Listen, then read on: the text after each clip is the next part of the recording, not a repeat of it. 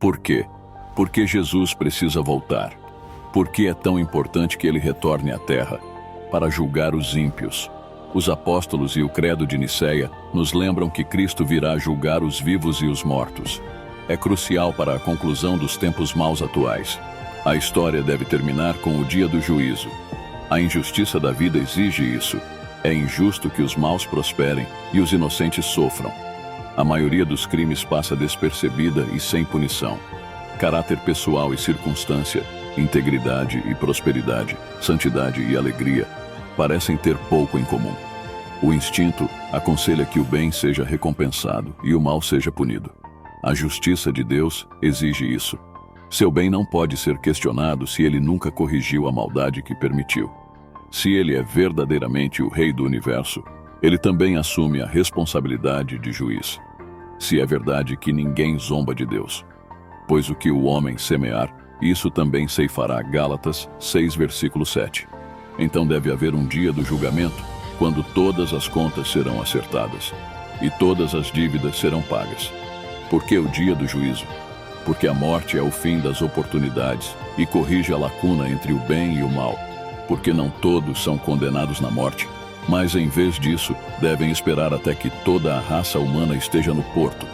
Lucas 16, versículo 26. E além de tudo, entre nós e vós está uma grande separação, de modo que os que querem passar daqui para vós não podem, nem os de lá passar para cá. Deus deve ser publicamente justificado. Deve ser visto como justo em suas decisões sobre nosso destino. Ele foi acusado de injustiça várias vezes. Essas objeções devem ser suprimidas para que todos, como Abraão, possam dizer: o juiz de toda a terra não fará justiça? Gênesis 18, 25. Pois não faria tal coisa e mataria o justo com o ímpio? Então o justo seria tratado como o ímpio. Isso não faria. O juiz de toda a terra não fará justiça? Porque Jesus teve que ser publicamente justificado. Sua crucificação foi a maior injustiça, o dia mais sombrio de toda a história humana. Ele foi visto pela última vez como um criminoso envergonhado. Todos devem estar presentes para ver como o julgamento muda. Porque os homens de Deus devem ser publicamente justificados. Escolheram o lado de Deus e da verdade. Mas, neste mundo mau, muitas vezes pagaram com suas vidas por sua posição. Estes são os homens que Jesus chama de seus irmãos e irmãs, que devem ser honrados na presença daqueles que os trataram com ódio e condenação. Hebreus 2:11. Pois tanto aquele que santifica quanto aqueles que são santificados vêm do mesmo Pai. Mateus 25:40. O rei responderá e dirá-lhes: em verdade vos digo que o que fizeste a um destes meus pequeninos irmãos, a mim o fizeste. Então chegará o dia em que a justiça será feita o suficiente. Cada pessoa tem 2 eventos no futuro. Nenhum deles pode ser anotado em um calendário ou diário. O primeiro é único para cada um. O segundo é o mesmo para todos. Como o homem é destinado a morrer uma vez e depois enfrentar o julgamento. Hebreus 9:27. Muitos pensam que isso acontecerá no céu. Talvez por causa da falsa noção de que todos vão para o céu após a morte. Cristãos, muçulmanos e judeus não compartilham essa crença. Alguns cristãos acreditam que os justos serão levados ao céu no dia do julgamento. Mas o texto da Bíblia parece indicar o contrário. Em João 5:28 e 29, Jesus diz: todos os que estão nos túmulos ouvirão a sua voz e sairão. Os que fizeram o bem ressuscitarão para a vida, e os que fizeram o mal ressuscitarão para serem condenados. O dia do julgamento é o dia da ressurreição. Os mortos em Cristo ressuscitarão primeiro.